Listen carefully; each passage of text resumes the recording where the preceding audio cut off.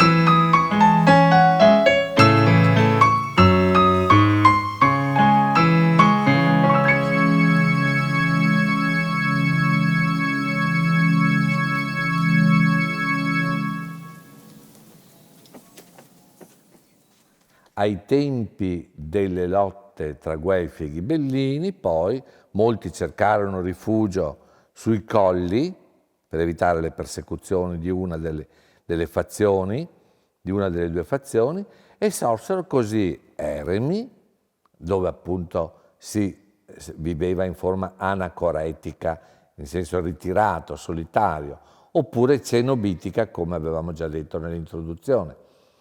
E tra questi ricordiamo l'eremo, che poi divenne santuario, di Sant'Antonio Abate sul Monte della Madonna. Quando poi il Sant'Antonio Abate cedette il nome a un'altra forma di denominazione più tardiva, divenne appunto il santuario della Madonna, ed ecco quindi che divenne santuario della Madonna del Monte. Oppure sorse anche un altro santuario, quello dedicato a San Giovanni, sul Monte Venda, che poi divenne un oratorio che verrà affidato agli Olivetani. Con la conquista di Venezia arrivano le grandi famiglie nobiliari, costruiscono le loro ville che abbelliscono con affreschi e con strutture architettoniche sempre più elaborate e dispendiose, e il processo di urbanizzazione si completerà con l'arrivo, alla seconda metà dell'Ottocento, della ferro-tranvia che collega Padova appunto a Teolo.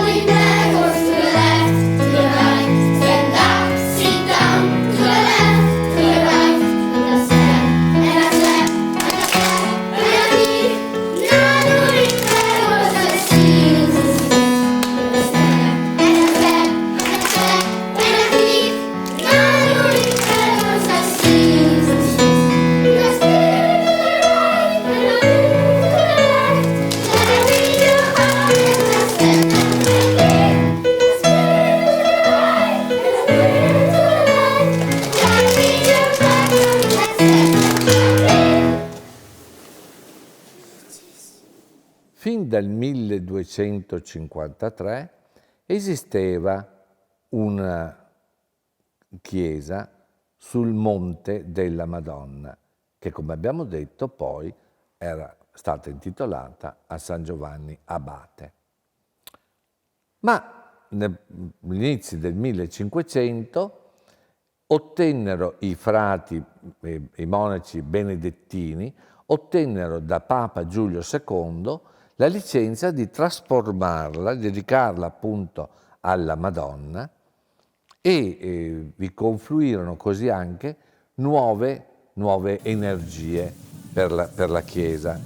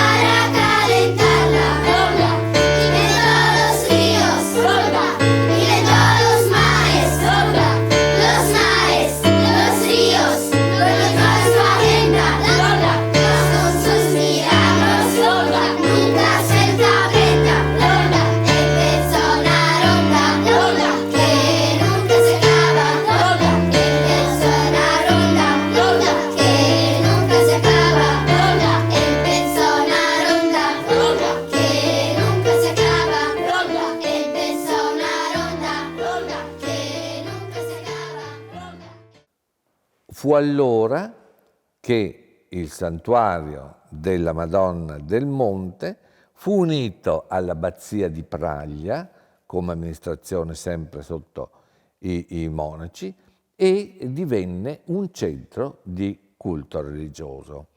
Vediamo ancora e ammireremo all'interno di questo santuario la bellissima pala lignea del 300 e poi molte altre sculture e altre forme di arredo sacro.